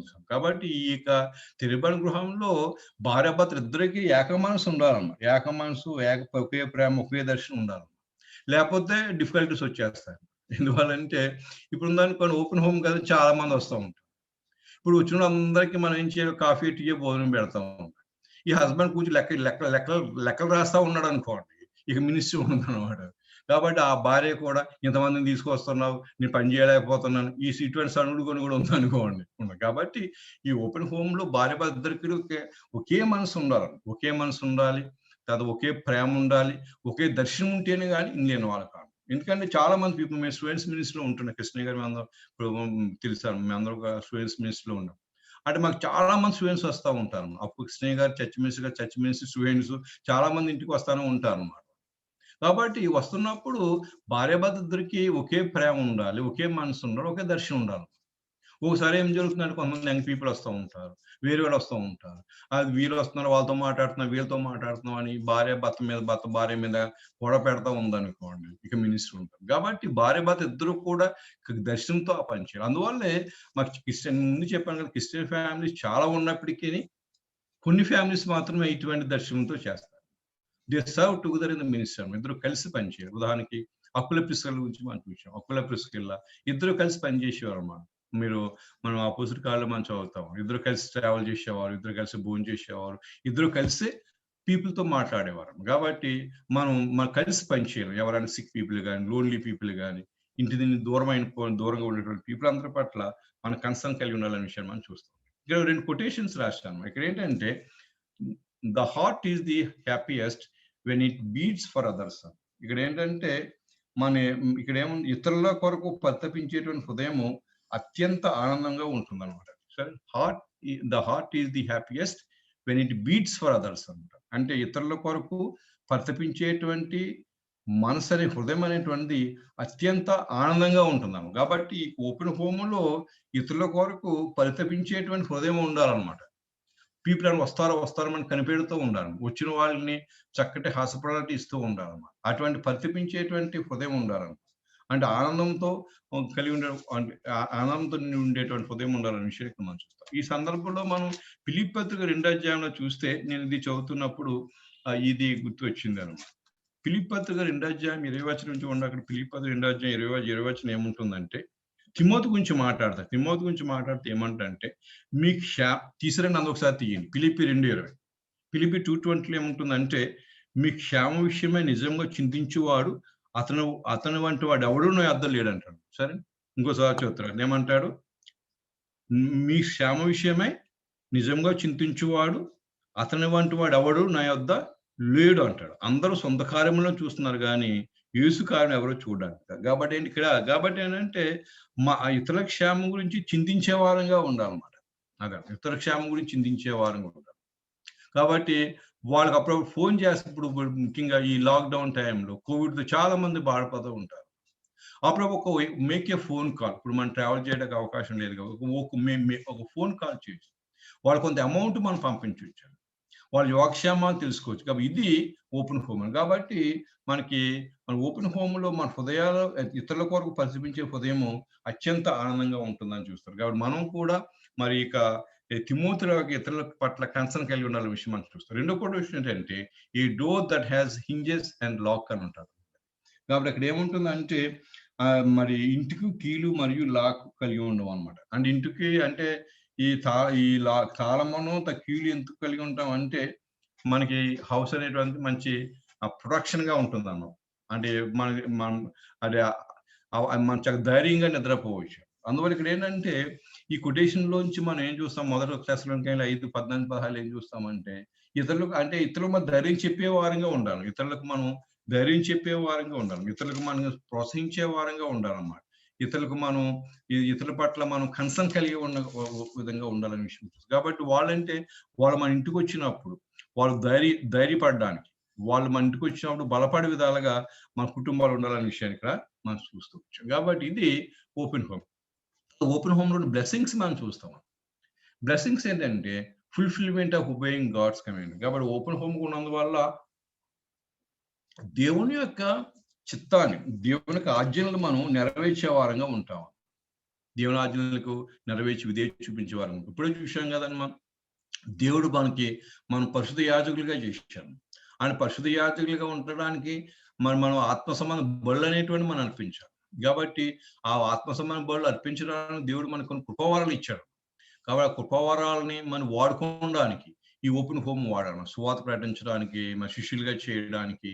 సాక్షులుగా ఉండడానికి, తర్వాత ఉపదేశించడానికి, ఇవన్నీ కూడా దేవుడు మనకి ఇచ్చినటువంటి ఆజ్ఞలు. కాబట్టి వీటిని ఫుల్ఫిల్ చేయడానికి ఈ ఓపెన్ హోమ్ అనేటువంటి చాలా ఉపయోగపడదు. కాబట్టి దేవుని యొక్క చిత్తమానాన్ని దానికి ఆజ్ఞలు విధేయత కలిగి ఉండేవాళ్ళు ఉండడానికి ఇది ఉపయోగపడుతుంది. రెండోది ఏంటంటే చిల్డ్రన్ రిసీవ్ స్పిరిచువల్ ఎడ్యుకేషన్ అన్నమాట. అది సరే అంటే ఓపెన్ హోమ్ ద్వారా ఇతరులు బెనిఫిట్ పొందడమే కాకుండా మన యొక్క చిల్డ్రన్ బ్లెస్ చేయబడతారు. ఇప్పుడు మా చిల్డ్రన్ ఉన్నారనుకోండి, ఓపెన్ హోమ్ ద్వారా వాళ్ళు బ్లెస్ చేయబడ్డారు. తర్వాత మరి కృష్ణ గారి పిల్లలు ఉన్నారు, మీకు తెలిసే వాళ్ళు కూడా ఈ ఓపెన్ హోమ్ ద్వారా బ్లెస్ చేయబడ్డారు. ఇప్పుడు పిల్లలు అనేటువంటి వాళ్ళు ఏం చేస్తారంటే వాళ్ళు ఆ బ్లెస్సింగ్స్ పొందారు. కాబట్టి ఈ ఓపెన్ హోమ్ ద్వారా కేవలం కూడా ఇతరులకు పరిచయం చేయటమే కాదనమాట.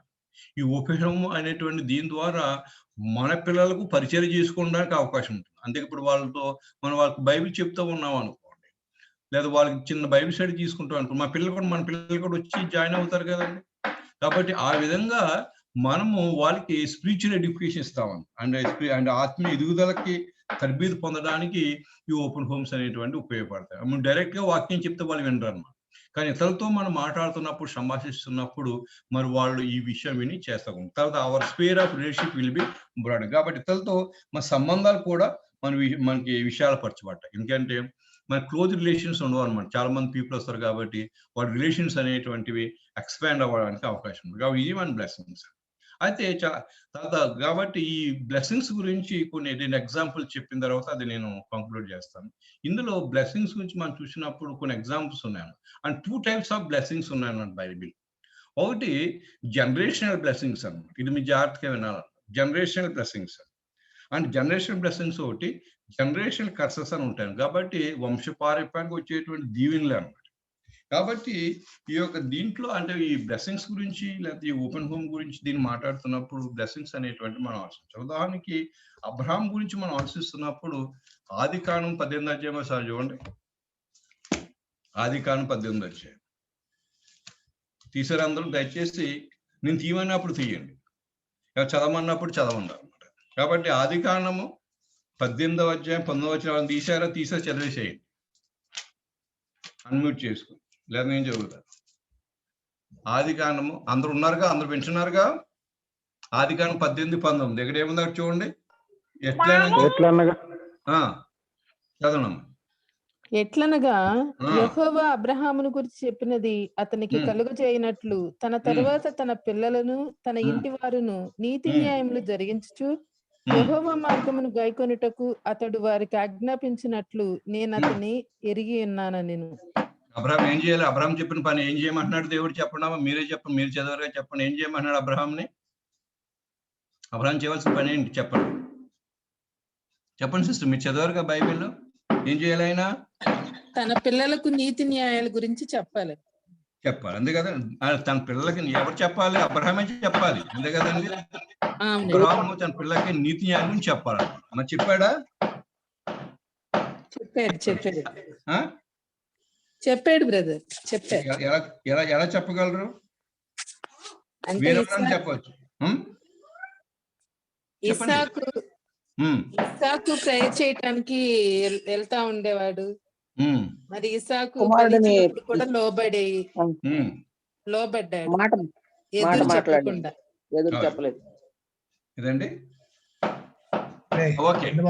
తండ్రికి ఎదురు చెప్పలేదు. ఇచ్చినప్పుడు తర్వాత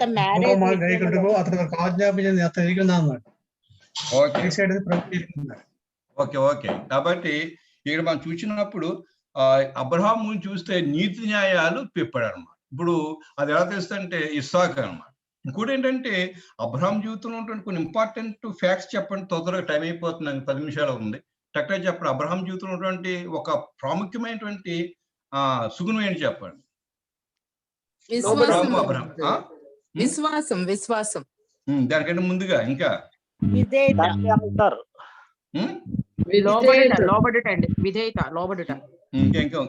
ఇవన్నీ కరెక్ట్. కానీ తన జీవితంలో చాలా ప్రాముఖ్య విషయం ఏంటంటే తను బలిపీఠం కట్టేవాడు అనమాట. అర్థమైంది కదండి. తను ఎక్కడికి వెళ్ళినప్పుడు తన హ్యాబిట్ ఏంటంటే బలిపీఠాలు కట్టేవాడు అనమాట. సరే, బలిపీఠం పెట్టి దేవుని ఆరాధించేవాడు. ఈ ఐగుప్తు వెళ్ళినప్పుడు బలిపీఠం కట్టలేదు కాబట్టి ప్రాబ్లం చిక్కిపోయాడు. తర్వాత పశ్చాత్తాపడి మళ్ళీ బలిపీఠాలు కట్టారు. కాబట్టి బలిపీఠం అనేటువంటి ఇంపార్టెంట్. అది బలిపీఠం అంటే నథింగ్ బట్ ఫ్యామిలీ ఆల్టర్స్ అన్నమాట. అంతేకాదు బలిపీఠం కట్టేవాడు. అందువల్ల ఈ బలిపీఠం కట్టడం వల్ల బ్లెస్సింగ్ ఏంటంటే ఇస్సాకు కూడా తనతో వచ్చాడు. ఇస్సాకు అని తర్వాత ఇస్సాకు యొక్క వివాహం గురించి కూడా అబ్రహాం ఆలోచించాడు. ఇవన్నీ తర్వాత మీకు ప్రశ్న అడిగినప్పుడు నాకు చెప్పాలన్నమాట. ఇవన్నీ వింటే నెక్స్ట్ టాపిక్ లో అన్ని మనం అడుగుతాను మిమ్మల్ని. వివాహ విషయంలో కూడా తను ఉంచాడు. తర్వాత ఇస్సాకు కూడా మరి రిబకాని వివాహం చేసుకున్నాడు. రిబకా కూడా గుడ్ లేడీయే, కానీ తర్వాత కొంచెం ప్రాబ్లం వచ్చినందువల్ల కొంచెం అయ్యింది అనుకోండి. తర్వాత ఇస్సాకు నుంచి యాకోబు వచ్చాడు. యాకోబు కూడా పద్దనరాము అది పారిపోతున్నప్పుడు ఏం చేశాడు దారిలో ఆయన? చెప్పండి ఏం చేశాడు ఆయన? చెప్పండి ఏం చేశాడు? బలిపీఠం కట్టాడు. బలిపీఠం కట్టాడు ఆ రాయి తీసుకుని. ఈ బలిపీఠం కట్టడానికి ఈ బలిపీఠం కట్టడానికి కాన్సెప్ట్ ఎక్కడి నుంచి నేర్చుకున్నాడు ఆయన? ఎవరండి? వాళ్ళ తాతయ్య దగ్గర నుంచి ఫాదర్ బలిపీఠం కట్టడం నేర్చుకున్నాడు. సరే, తర్వాత పద్దనరాము మీరు జెన్సీ చదవండి. పద్దనరాములో 21 years ఉన్నాడు. తర్వాత పద్దనరాము నుంచి మళ్ళా కానానికి వచ్చిన తర్వాత కానాన్లో దేవుడు చెప్పాడు అన్నమాట, మొత్తం నీ కుటుంబాలు అంతటిని కూడా శుద్ధీకరణ జరగాలన్నమాట. ఎందుకంటే కానా అది ఇక్కడ పద్దనరాములో దేవుడు లేదన్నమాట. కాబట్టి ఇక్కడ మనం ఆదికాలంలో మనం చూసినప్పుడు 30 chapter మొత్తం యాకోబు ఏం చేశాడంటే తన కుమారులు అందరికీ భార్య అందరినీ కూడా తీసుకొచ్చి వాళ్ళు శుద్ధీకరణ చేశారు. తర్వాత ఏం జరిగిందంటే యాకోబు యొక్క 12 కుమారులు ఉన్నారు కదండి, 12 కుమారులు కూడా బ్లెస్ చేయబడ్డారు. అంటే 12 కుమారుల్లో ఒక 4 తప్ప మిగతా అందరూ కూడా ఇశ్రాయేల్ దేశానికి రాజులు గారు, ఇశ్రాయేల్ దేశానికి సపోర్టివ్ గా ఉన్నారు. కాబట్టి దీనన్ని కూడా జనరేషనల్ బ్లెస్సింగ్స్ అంటారు. అదోసారి మనం ఎక్కడ చూస్తామంటే ఆదికాండం అది నిర్గమాకాండం 19వ అధ్యాయం 6వ వచనం. నిర్గమాకాండం 19వ అధ్యాయము 6వ వచనంలో చూసినప్పుడు దేవుడు చెప్తాడు. చూడండి అక్కడ ఏమన్నాడు చూడండి. 19:6లో నాదే కదా మీరు నాకు యాజక రూపమైన రాజ్యం. సారీ 20వ అధ్యాయము 6వ వచనం 26. నన్ను ప్రేమించి నా ఆజ్ఞలు గైకొని వారిని 1000 తరముల వరకు కరుణించువాడనై ఉన్నాను. కాబట్టి ఏంటంటే మనం దాన్ని ఏమంటే జనరేషనల్ బ్లెస్సింగ్స్ అన్నమాట. Generational blessings. ఉదాహరణకి ఇప్పుడు మా ఫాదర్ 1930s మిషనరీస్ దగ్గర మార్మన్స్ పొందారు. మా మదర్ బిలీవర్ అన్నమాట. తర్వాత బ్లెస్సింగ్స్ అనేటువంటి అందువల్ల ఇప్పుడు మేము 7 members మేము అందరం కూడా మార్మన్స్ పొందాం. మా పిల్లలు అందరూ కూడా మా ప్రభులో ఉన్నారు. ఎందుకంటే మా సిస్టర్ లూయిస్ గారు ఆ ఫ్యామిలీ మాకు బాగా తెలుసు అన్నమాట. వాళ్ళు లూయిస్ సిస్టర్ యొక్క పేరెంట్స్ ఇద్దరు బిలీవర్స్ అన్న చక్క మరి లూయిస్ ని ఆ ఫ్యామిలీస్ అందరినీ కూడా ప్రభులు పెంచాడు. మరి లూయిస్ తర్వాత వాళ్ళ సిస్టర్స్ అందరూ కూడా బిలీవర్స్ నే పెళ్లి చేసుకున్నారు. వాళ్ళ పిల్లలు అందరూ కూడా మినిస్ట్రీ ఇన్వాల్వ్ అవుతున్నారు. మీరు ఫస్ట్ చూసే ఉంటారు లూయిస్ సిస్టర్ గురించి, మీకు తెలుసా లూయిస్ గురించి. కాబట్టి ఇవన్నీ కూడా జనరేషనల్ బ్లెస్సింగ్స్ అన్నమాట. అండ్ దేవుడు అండ్ ఈ బ్లెస్సింగ్స్ అనేటువంటి మనం పాస్ ఆన్ చేస్తూ ఉంటాం.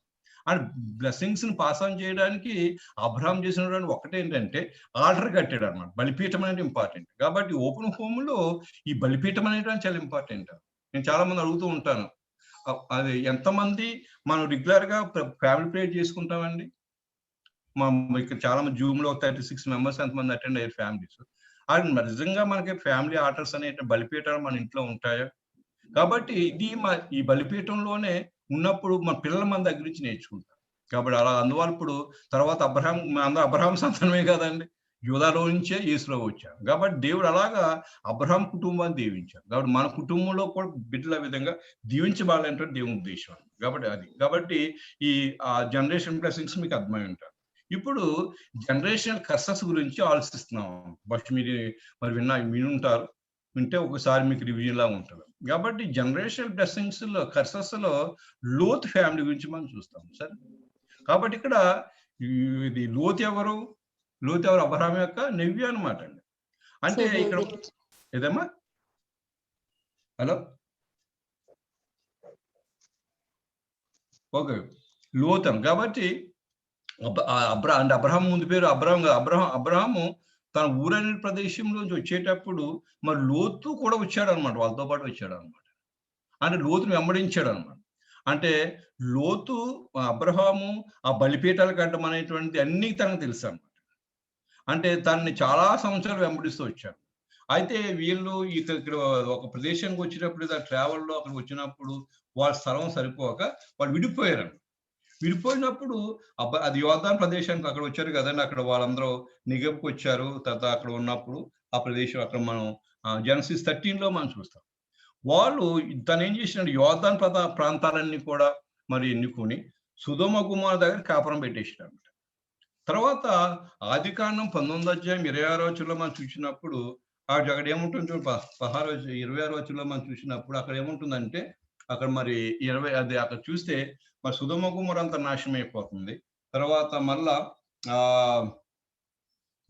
లోతే కాదండి, లోతు భార్య కూడా మారు మనసు లేదండి. లోతు గురించి మనం చూస్తే లోతు మరి దేవుని యొక్క ఫ్రెండ్ అని రాయబడి ఉంది అనమాట, దేవునితో మంచి స్నేహితుడు అని రాయబడి ఉంది. కానీ ఎప్పుడైతే లోకాశలో మునిగిపోయాడో ఈ ఫ్యామిలీ అసలు ఆల్టర్ లేదండి. బలిపీఠం అనేటువంటి లోతు కుటుంబం లేదు, అబ్రహాం కుటుంబంలో ఉంది, లోతు కుటుంబం లేదండి. తర్వాత ఆయన ఎప్పుడు కూడా ఇంట్లో ఉండేవాడు కాదు, బయట లీడర్ అనమాట. గౌని దగ్గర మాటలో మన లోతు గురించి మనం చూస్తాం జెన్సిస్. ఒక లీడర్ గా ఉన్నాడు. 2 పిల్లలు ఉన్నారు, ఆ పిల్లలకు కూడా టీచింగ్ లేదన్నమాట. ఆ భార్యకి భక్తి లేదు, పిల్లలకి భక్తి లేదు. చూడండి, అందువల్ల ఇక్కడ మనం చూస్తే 19వ అధ్యాయం 26వ వచనం మనం చూసినప్పుడు అయితే లోతు భార్య వెనుక నుండి తిరిగి ఉప్పు స్తంభం అయిపోయింది. సరే, కాబట్టి ఈ ప్రార్థన అనేటువంటి లేదా. తర్వాత చాలా విచారకరమైన విషయం ఏంటంటే 19వ అధ్యాయం 30 వచనం దగ్గర నుంచి మనం చూసినప్పుడు అక్కడ చూడండి, అక్కడ సోయర్కి వెళ్ళిపోయాడు. సోయర్లో అక్కడ అది అయిపోయింది. తర్వాత ఈ పిల్లలు పెద్దోళ్ళు అయిపోయారు. పెద్దలు అయిపోతున్నప్పుడు మా పెళ్లి గురించి ఆలోచించాలి కదండి. అబ్రహాం ఆలోచించాడుగా, ఆ ఇస్సాక్కి మరి మ్యారేజ్ చేయాలి, మరి కాననీయులు కుదరదు, నా వంశస్థులే కావాలని చెప్పి ఆ ఊరికి పంపించాడు కదండి. ఊరికి పంపించి అక్కడ ఉన్నటువంటి వాళ్ళ యొక్క బ్రదర్స్ పిల్లల్ని వివాహం చేసుకున్నాడు కదా. అటువంటి ఐడియా వీళ్ళకి ఇవ్వాలి కదండి. దేవుని వాక్యం ఆయన అటరేలే కాకపోతే ఏముంటుంది చూడండి. అందువల్ల చూడండి, ఇక్కడ నేను ఇది చదువుతాను, తర్వాత మీరు నాకు సమాధానం చెప్పాలి. ఇక్కడ చూడండి, ఇక్కడ 32వ అధ్యాయం 31వ వచనం చూడండి. 30లో అతను 2 కుమారులు గుహలో జీవించారు, కుమార్తెలు. 31 చూడండి, అట్లుండగా అక్క తన చెల్లెలతో, మన తండ్రి ముసలివాడు, సర్వలోక మారేది చెప్పున మనతో పోటుకు లోకంలో ఏ పురుషుడు లేడు. మన తండ్రికి ద్రాక్షాసం తాగించి అతనితో శయనించి మన తండ్రి వలన సంతానం కలుగు చేసుకుందరమ్మని చెప్పాను. ఇది ఎక్కడ నేర్చుకున్నారండి వీళ్ళు? చెప్పండి, మీరు ఎక్కడ నేర్చుకున్నారు చెప్పండి. ఈ కాన్సెప్ట్ ఎలాగొచ్చింది వాళ్ళకి? సొదొమ గుమొర్రా అంటే ఇప్పుడు మనం కూడా లోకంలో ఉంటాయి, ఇటువంటి అన్ని ఉంటాయి, పాపరాలు ఉంటాయి కదండి. అంటే దీని అంటే ఇక్కడ ఏంటంటే, ఇప్పుడైతే చెప్పండి అక్కడ సకల మర్యాద అలాగే ఉంది ఉంటే పాపలు పడిపోవాలని ఉందా మనకి? ఇప్పుడు మన కాంటెక్స్ట్ అలాగే ఉంది కదా. తండ్రి దగ్గర నుంచే తండ్రి బలిపీఠం కట్టలేదు కదా. అవునండి. తర్వాత ఇంకా తండ్రిలో ఉంటే ఇంకా లోపాలు ఉన్నాయి చూడండి, ఇంకేమున్నాయి. తండ్రి గురించి ఏమంటున్నారు వాళ్ళు? తండ్రికి ప్రిపరేషన్ లేదన్న, గాడ్లీ పిల్లలుగా తనకి ప్రిపరేషన్ లేదు. తర్వాత మత్తుడై ఉన్నాడు కదా. అక్కడ తండ్రికి ద్రాక్షరసం తాగి అంటే వీడు ఈ డ్రంకార్డ్ అనమాట, అంతే కదా. లోతు డ్రంకార్డ్ అనమాట. అండ్ ఇంట్లో కూడా డ్రింక్ చేస్తారు. కాబట్టి డ్రింక్ చేస్తున్న విషయం పిల్లలకి ఎలా తెలుసు అండి? చెప్పండి ఏదండి. పిల్లలు చూస్తున్నారు కదా, చూస్తున్నారు సార్. అండ్ ఇంట్లో ప్రార్థన లేదనమాట. ఇప్పుడు కనీసం పోనీ భార్య కూడా చెప్పాలి కదా, భార్యకి భక్తి లేదు, ఈయనకి భక్తి లేదు, త్రాగుడు అనమాట. తర్వాత ఇప్పుడైతే ఈ యొక్క ఆల్టర్ లేదు, బలిపీఠం లేదు, పిల్లలకి భక్తి లేదన్నమాట. ఇప్పుడు ఫాదర్కి ఏం చేయాలి చెప్పండి? ఫాదర్కి అబ్రహాం ఏం చెప్పాడు? కొడుకు విషయంలో ఏమన్నాడు? తప్పనిసరిగా నేను 1 బిలియన్ తీసుకురావాలనుకున్నాను. 1 బిలియన్ తీసుకొచ్చి పెళ్లి చేశాడు. కనీసం మరి లోతు అండ్ అబ్రహాంతో పాటు లోతు కూడా ఉన్నాడు కదండి. మరి లోతు చెప్పాలి కదా, ఏం చెప్పాలి పిల్లలతో? అమ్మ పెద్దవాళ్ళు అవుతున్నారు, మనం భక్తిగా ఉండాలి, భక్తున్న వాళ్ళని పెళ్లి చేసుకోవాలి. తర్వాత అబ్రహాం గురించి ఎక్కడ చెప్పినట్టుగా బైబిల్ లేదు. అబ్రహాం గురించి ఇస్సాకు గురించి కానీ మరి చెప్పొచ్చు కదండి ఆయన. అయితే ఏమి కూడా చెప్పలేదు. కాబట్టి ఏంటంటే పిల్లలు కూడా ఏం నేర్చుకున్నారంటే పాపం నేర్చుకున్నారు. అంటే ఇప్పుడు ఇక్కడ ఏం చూడండి, అంటే ఇప్పుడు ద్రాక్షాసం అంటే ఈ లోకంలో ఎవరూ లేరని ఉంటుందన్నమాట. అంటే లోకం మరా చెప్పున మనతో పోవుటకి ఎవరు లేరన్నమాట. ఏ పురుషులు ఎందుకు లేరు? పురుషులు ఎందుకు లేరు అంటే ఆ పద్దనరాము వాళ్ళ నేటివ్ ప్లేస్కి వెళ్తే పురుషులు ఉంటారు కదండి, అక్కడ స్త్రీలు కూడా ఉన్నారు కదా. అదేవిధంగా ఇస్సాక్కి చక్కగా గోల్ని తీసుకొచ్చాడు కదా రిబ్కాని. మరి ఫాదర్ చెప్పుండాలి, లోతు చెప్పుండాలిగా ఈ డాక్టర్స్ తోటి. మనకి చాలా మంది ఉన్నారు, మన రిలేటివ్స్ ఉన్నారు, అక్కడ మంచి బాయ్స్ ఉన్నారు, భక్తి ఉంది, మీరు అక్కడికి వెళ్ళాలి, వాళ్ళనే పెళ్లి చేసుకోవాలని చెప్పాలి. కాబట్టి ఏమంటాడంటే సకల మర్యాద చెప్పున మరి మనం పోవడానికి లోకల్ ఏ పురుషులు లేరు. కాబట్టి తండ్రికి మరి తాగించి తనతో మరి శయనించాలనేటువంటి కాన్సెప్ట్, దాన్ని ఇన్సెంట్ సెక్స్ అంటారు. ఇన్సెంట్ సెక్స్ అంటే కుటుంబంలో జరిగేటువంటి ఈ పాపాలు అన్నమాట ఫ్యామిలీస్ మధ్య. ఇది ఇంత ముందు అయితే నాన్ క్రిస్టియన్ ఫ్యామిలీస్ ఉండేవి, ఇప్పుడు క్రిస్టియన్ ఫ్యామిలీస్ లో కూడా ఉన్నాయన్నమాట. కాబట్టి ఈ మద్యం తాగించి ఈ చేయలేనటువంటి యొక్క రాంగ్ కాన్సెప్ట్ అయినటువంటి డెవలప్ సరే. అందువల్లే మనకి అంటే మన ఫ్యామిలీ కూడా తీసుకోవాలన్నమాట. చూడండి, అందువల్ల నేటి దినాల్లో ఇప్పుడు చూడండి, పిల్లలకి మొబైల్స్ ఉన్నాయి. ఇప్పుడు ఈ మధ్యలో ఇప్పుడు మొబైల్ వాట్సాప్ ఒకటి ఉంది, ఇన్స్టాగ్రామ్ ఉంది, ట్విట్టర్ ఉంది. దీంట్లో భయంకరమైనటువంటి విషయాలు జరుగుతూ ఉన్నాయి. రీసెంట్ గా పేపర్లో చదివాను లాస్ట్ ఇయర్. ఒక గర్ల్ 9th క్లాస్ చదువుతుందండి బెంగళూరులో. మీకు హైదరాబాద్ ఉంటుండే అబ్బాయితో పరిచయం అయింది. అప్పుడు అప్పుడు బెంగళూరు నుంచి హైదరాబాద్ వచ్చామని చెప్పాడు. 9th క్లాస్ చదువుతున్నాడు. ఏజ్ ఎంత ఉంటుందో చెప్పండి, 13 years 14 years. ఈయన వేరే పేరు మీద మనోడు ఫ్లైట్ బుక్ చేశాడు అనమాట అమ్మాయికి, బెంగళూరు నుంచి హైదరాబాద్. వచ్చినాడు 10,000 పెట్టరామని చెప్పాడు అన్న. కాలేజీకి లాక్డౌన్ లో ఏదో కాలేజీ పని ఉందని, స్కూల్లో పని ఉందని చెప్పేసి ఈవిడ బయలుదేరేసింది అనమాట. బెంగళూరు నుంచి ఎయిర్పోర్ట్కి వెళ్ళిపోయింది. సరే, చాలాసేపు అయింది, ఇంటికి రావట్లేదని చెప్పేసి వాళ్ళ ఫాదర్ స్కూల్కి ఫోన్ చేస్తే ఈరోజు స్కూల్ లేదని చెప్పారు. మరి ఎలాగా దేంట్లో చెక్ చేసినో తెలియదు, కానీ ఆ అమ్మాయి గురించి చెక్ చేసినప్పటికీ ఆ అమ్మాయి బెంగళూరు ఎయిర్పోర్ట్ లో ఉన్నట్టుగా తెలిసింది. వెళ్ళి పట్టుకున్నారు. And she studying 9th class అన్నమాట.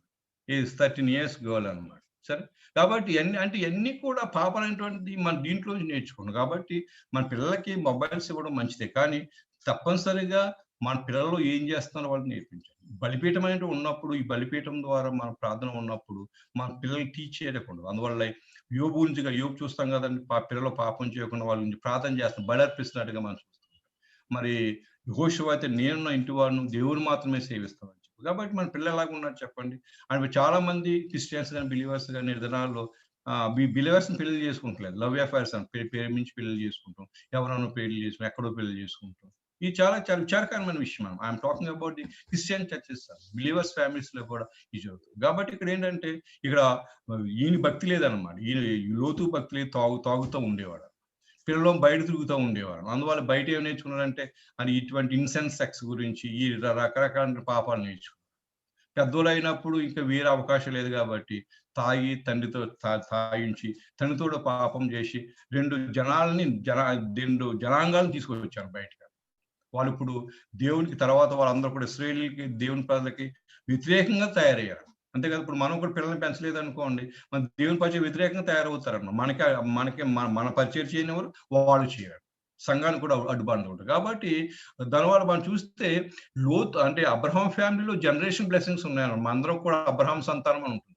కానీ లోతు కుటుంబంలో ఆ జనరేషన్ కర్సెస్ మనం చూస్తాం అనమాట. వాళ్ళు ఎక్కడ అంటే లోతు కుటుంబం ఎవ్వరూ కూడా లేదు. పైగా దేవుని తిరుగుబాటు చేసి మోయాబీలు, అమ్మోరీలు అందరూ కూడా ఈ వంశంలో నుంచి వచ్చి మరి దేవుని వ్యతిరేకంగా పనిచేసిన వాళ్ళు ఉన్నారు. అంటే దేవుని యొక్క శాపం అనేటువంటిది కుటుంబం మీద ఉంటుంది. కాబట్టి మనం ఆ విధంగా ఉండకూడదు. కాబట్టి అందువల్ల అంటాడు, అప్లికేషన్ అంటాడు, 2వ వ్యవహారం 3వ వ్యవహారం చూడండి, యోహాను రాసిన 3వ పత్రిక ఒకే అధ్యాయం ఉంటుంది, 4వ వచనంలో ఈ విధంగా ఉంటుంది. దయచేసి అందరూ తీయండి. యోహాను రాసిన 3వ పత్రిక 4వ వచనం చదవండి, అందరూ చదవ. అక్కడ ఏముంటుంది, చూడండి, అక్కడ ఏముంది? 3వ పత్రిక 4వ వచనం ఏముంది? మా పిల్లలు సత్యం అనుసరించి నేర్చుకుంటున్నారు, ఎందుకంటే ఏమంటాడు ఆయన? నా పిల్లలు సత్యం అనుసరించి నడుచుకున్నారని వింటూ కంటే ఎక్కువ సంతోషం లేదంటాడు. అదని మన పిల్లలు సత్యమైన దేవుని కలిగిన వారుగా ఉన్నారని ప్రజలు చెప్పుకోవాలన్నమాట. అది కానీ మన ప్రజలు బయటకు వెళ్ళినప్పుడు, మన పిల్లల గురించి ఏం మాట్లాడుకుంటున్నారు మన సమాజంలో. కాబట్టి మన పిల్లలు గ్రాడ్యుయేట్స్ లేదా డాక్టర్స్, ఇంజనీర్స్ లేదా వీళ్ళు, అది కాదు, అది మంచిదే, కానీ ప్రభువుని కలిగిన వారుగా ఉండాలన్నమాట.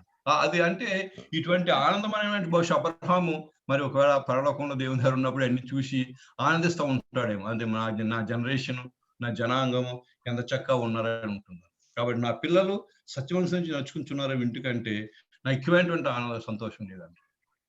ఆ సంతోషాన్ని మరి లోతు చూడలేకపోయాడు. లోతు పిల్లలందరూ కూడా భ్రష్టులు అయిపోయినట్టుగా మనం చూస్తాం. మనం కూడా భ్రష్టత్వంకి వెళ్ళకూడదండి. మనం కూడా పిల్లల పట్ల కన్సర్న్ కలిగి ఉండాలి. సేవ చేయడం మంచిదే, కానీ ఇంట్లో కూడా సేవ చేసుకోవాలి కదండి. ఒకసారి ఒక ఇంటికి వెళ్ళాను, ఆయన కూడా మంచి సంఘంలో మంచి సేవ చేస్తాడన్న. అప్పుడు ఎంతమంది పిల్లలు అంటే ఒక పాప అని చెప్పాడు. మీ పాప ఏం చదువుతుందని చెప్తే ఆయన భార్యని పిలిచాడు అన్నమాట. భార్యని పిలిచి అంటున్నాడు, ఏమే మన పాప ఏం చదువుతుందని అడుగుతున్నాడు అన్నమాట. అంటే ఆ పాప ఏం చెప్తుంది, వాళ్ళ పాప ఏం చెప్తుందో కూడా తెలియదు అనమాట. ఇంకేంటంటే మరి ఇంకేం సేవ అండి? సేవ అనేటువంటి ఇంట్లో చేసుకోవాలన్నమాట. మరి ఇక లోతు గురించి మనం చూసే, లోతు ఏం చేశాడు? ఏం చేయలేదన్నమాట. ప్రజలకు సేవ చేశాడు. అక్కడ సుధమ కుమార్ గురించి మంచి నాయకుడిగా అన్ని సుధమ డెవలప్మెంట్ అంతా చేసుకున్నాడు. కానీ పిల్లల్ని ప్రభువులు పెంచలేకపోయాడు. ఆ పిల్లల గురించి మనం చదువుతాం ఎంత బాధగా చదువుతున్నామండి ఇప్పుడు. అంటే అబ్రహాం లోతు కుమార్తె ఇద్దరు కూడా తండ్రితోడు పాపం చేసి సంతానాన్ని కన్నారనే విషయం ఎంత బాధకరమైన విషయం అండి. కానీ అబ్రహాం గురించి వచ్చి సంతానం చేసి చూస్తే ఇస్సాకు చక్కగా పెళ్లి చేసుకున్నాడని. మరి యాకోబు కూడా పద్దనరాంకి వెళ్ళిపోయి వాళ్ళు మంచి అమ్మాయిలు వాళ్ళ రిలేటివ్ అమ్మాయిలే పెళ్లి చేసుకున్నారు. లేహా రాహేల్ కూడా వాళ్ళు మంచి పీపుల్ అనమాట. వాళ్ళు అన్ని చేయలేనప్పుడు కూడా నేను చక్కగా తర్వాత మరి యాకోబు ఏం చెప్తే అది విన్నారు. కాబట్టి అటువంటి ఆ ట్రెడిషన్ మంచి. కాబట్టి ఇది మనం ఈ ఓపెన్ హోమ్ లో నేర్చుకోవాల్సింది ఏంటంటే, నా పిల్లలు సత్యవంతం నేర్చుకుంటున్నారు ఇంటికంటే ఎక్కువ సంతోషం లేదని చెప్పారు. కాబట్టి ఈ రోజు మనం నేర్చుకోవాల్సిన 2 విషయాలు మనం ఏం చేసుకున్నాం. కాబట్టి మన కుటుంబాలు కూడా మరి ఆత్మ సంబంధ బలు అర్పించడానికి యాజకులుగా ఉండాలి, అదన్న హై ప్రీస్ట్ గా ఉండాలి. కాబట్టి దేవుడు మనలను మరి మన సంఘంలో ఆ మెలుగు సదుక్రమం చెప్పున దేవుడు ఆత్మ సంబంధం బలు అర్పించేటువంటి కుటుంబాలుగా ఉండాలని దేవుడు మన ఏర్పాటు చేసుకుంటాం. మన పిల్లలు కూడా ఆ విధంగా ఉండాలి, ఆ విధంగా మనం తర్పించేయాలి. అంటే 1 కొరింథీ 3:9 చూస్తాం కదండి. అక్కడ ఏమంటే మనం దేవునితో జతపని వారమై ఉంటుందండి. దేవునితో జతపని వారం అన్నమాట. కాబట్టి జతపని వారంగా మత్తయి సువార్త 16-15 ఏముంటుందంటే మన సువార్తలో ఇన్వాల్వ్ అవ్వాలి. మత్తయి సువార్త 28:19 మనం చూస్తే శిష్యులుగా చేయాలి, మన సాక్షులుగా ఉండాలి. ఇది సంఘంలో చేయవలసిన పరం. కాబట్టి చర్చ్ గురించి మనం చేయవలసింది ఏంటంటే, చర్చ్ అనేటువంటి విశ్వాసుల సమూహము మన ఆత్మ సంబంధం బలు అర్పించే వారంగా ఉంది. కాబట్టి ఈ ఆత్మ సంబంధమైన బలు అనేటువంటిది మన కుటుంబంలో కూడా ఉండాలి. మన కుటుంబంలో కూడా బలిపీఠాలు బలులు జరుగుతూ ఉండాలి. బలి అనేటువంటి చేస్తాం అంటే బలి దేవునికి మన హృదయాన్ని బలిగా అర్పణగా ఇవ్వాలి. అంటే ఆ బలిలో కొత్త నిబంధనలో బలిలో దేవుని యొక్క వాక్యాన్ని మనం తినాలను. ఆయన శరీరం తిని ఆయన రక్తం తాగువాడిని నిశ్చయం గలవాడు అంటారు. దేవుని వాక్యాన్ని చదవాలి. అపోస్తుల బోధ ఎందు సహవాసమందు రొట్టి ప్రార్థనలు ఎడతెక్క ఉండాలి. కాబట్టి మన కుటుంబాల విధంగా ఉండాలి. కాబట్టి ఈరోజు చర్చ్ అని ఓపెన్ హోమ్ నుంచి మనం చూస్తున్నప్పుడు మరి చర్చిలో మనం ప్రధాయాతులుగా దేవుడు మనం చేశాడు. మరి ఓపెన్ హోమ్ లో మన కుటుంబాలు ఎలా ఉన్నాయి, మన కుటుంబాల ద్వారా మరి యొక్క జనరేషన్ బ్లెస్సింగ్స్ అనేటువంటి అంటే వంశపారత్యంగా వచ్చే బ్లెస్సింగ్స్ మనం పాస్ ఆన్ చేస్తున్నాము, లేదా లోతులాగా మరి ఆ కర్స్ అనేటువంటిది మనం చేస్తున్నాం. చాలా కుటుంబాల్లో కర్స్ ఉంటుంది అనమాట. ఏదో ఉంటాయి, ఎవరో ఇబ్బంది పెడతానే ఉంటారు. అలా కాదు. దాంతో కారణం ఏంటంటే మనము దేవునికి ఆత్మ సమబలాలు అర్పించేటువంటి యాజకత్వంగా ఉన్నాము అనే విషయాన్ని మనం గమనించాలి. మన దేవుని విశ్వాసులుగా మన దేవుని రాజ్యం కట్టడానికి అనుమతించాడు దేవుడు. పాత నిబంధనలు అయితే యాజకులే, కానీ ఇప్పుడు కొత్త నిబంధనలు అందరూ కూడా యాజకులము, ఆయనతో జతపని వారము, సువార్త ప్రకటనలో మరి పరిచర్యలో సాక్ష్యం ఇవ్వడంలో ఉండాలి. ముఖ్యంగా మన పిల్లలు కూడా దేవుని ఎరిగిన వారుగా ఉన్నప్పుడు చర్చ్ అనేటువంటి బలపడతారు. కాబట్టి ఇప్పుడు అబ్రహాం సంతానంలో వచ్చిన పిల్లలందరూ కూడా వచ్చారు. కాబట్టి యోధాంశంలోంచి యేసులో అందరూ వచ్చారు, సంఘం బలపడదు. లోతు కుటుంబం నుంచి ఎవరు రాలేదు. మోయాబీయులు అమ్మోయులు అందరూ కూడా దేవుని వ్యతిరేకంగా పనిచేస్తూ వచ్చారు. కాబట్టి మరి మనం ఏ విధంగా ఉన్నాం, మరి దేవుడు ఆశించిన రీతిగా దేవుని సంకల్ప ప్రకారంగా మనం ప్రధాన యాజకులుగా ఆ యాజకత్వ పని మన గృహాలు చేస్తున్నాము. అబ్రహాములాగా మనం ఆ బలిపీఠలు కట్టే వారంగా మనం ఉంటున్నాము. మన పిల్లలు దేవుడు ఎరిగిన వారంగా ఉన్నారు. సువార్త అనేది ముందు మన పిల్లలకు బోధించాలి. మన పిల్లలు మన శిష్యులుగా చేయాలి.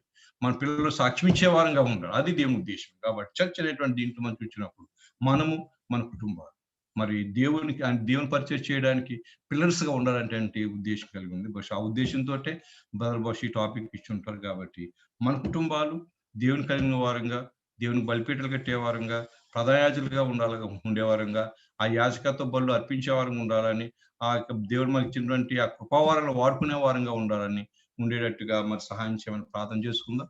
దేవుడు ఈ స్మాల్ బైబిల్ స్టడీని బ్లెస్ చేయండి. ఆమేన్. God bless you.